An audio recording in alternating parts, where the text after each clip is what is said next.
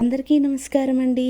ఈరోజు మన మనీ వంటింటి రుచుల్లో శనగపప్పు క్యాబేజీ కూర ఎలా తయారు చేసుకోవాలో చూద్దామండి. కోసం ఒక కుక్కర్ గిన్నెలో ఒక కప్పు శనగపప్పు వాష్ చేసుకుని వేసుకోవాలండి. అలాగే క్యాబేజీ ముక్కలు కూడా చిన్న చిన్న ముక్కలు కట్ చేసుకుని వేసుకోవాలండి. నేను ఇక్కడ ఒక అరకిలో క్యాబేజీ తీసుకున్నానండి. అలాగే ఒక 150 గ్రాములు శనగపప్పు తీసుకున్నాను అనమాట. ఇప్పుడు ఇందులోనే ఒక స్పూన్ పసుపు వేసుకోవాలి. అలాగే 1 నుంచి 1.5 గ్లాసు నీళ్లు పోసుకోవాలండి.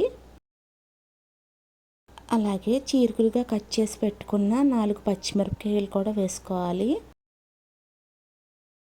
ఇప్పుడు వీటన్నిటిని ఒకసారి బాగా కలుపుకొని కుక్కర్లో మూత పెట్టుకొని 2 విజిల్స్ పెట్టుకోవాలండి.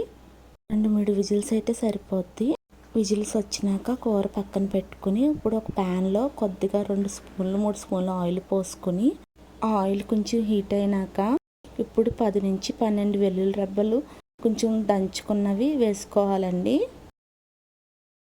వెల్లుల్లి రెబ్బలు బాగా ఫ్రై అవ్వాలి. బాగా ఫ్రై అయినాక ఇప్పుడు 1 స్పూన్ జీలకర్ర వేసుకోవాలి. అలాగే 4 ఎండుమిర్చి ముక్కలుగా కట్ చేసుకుని వేసుకోవాలండి. ఇప్పుడు తాలింపు కొద్దిగా ఫ్రై అయినాక ఇప్పుడు ఒక 1/2 స్పూను అల్లం తురుము వేసుకోవాలండి. అల్లం తురుము వేయడం వల్ల క్యాబేజీ స్మెల్ తగ్గుద్దండి. అందుకే ఒక 1/2 స్పూన్ వేసుకుంటే సరిపోద్ది. 1/2 స్పూన్ అల్లం తురుము వేసి వాసన పోయే వరకు ఫ్రై చేసుకోవాలండి. ఇప్పుడు అల్లం ఫ్రై అయినాక ఒక మీడియం సైజు ఉల్లిపాయ ముక్కలు వేసుకోవాలండి.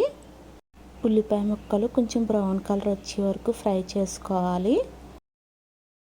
ఒక 2 మినిట్స్కి ఉల్లిపాయలు కొంచెం కలర్ మారుతాయండి.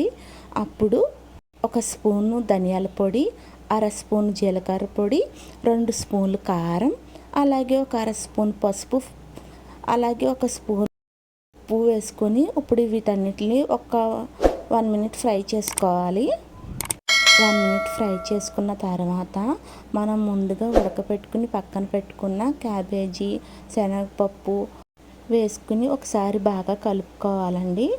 బాగా కలుపుకొని ఒక 2 మినిట్స్ ఉడకనివ్వాలి. 2 మినిట్స్ ఇలా ఫ్రై చేసుకోవడం వల్ల మనం ముందుగా వేసిన మసాలా అంతా క్యాబేజీకి శనగపప్పుకి పట్టి టేస్ట్ బాగుంటుందండి కూర. అందుకనే ఒక 2 మినిట్స్ ఇలాగ పట్టి 30 సెకండ్స్కి ఒకసారి కలుపుకుంటూ ఒక 2-3 మినిట్స్ మగ్గనిచ్చుకుంటే కర్రీ చాలా బాగుంటుందండి. చివరిగా కొత్తిమీర చిమ్ముకొని స్టవ్ ఆఫ్ చేసుకోవడమే. మీకు కనుక ఈ వీడియో నచ్చితే ప్లీజ్ లైక్ చేయండి. అలాగే సబ్స్క్రైబ్ చేసుకోండి. Thank you.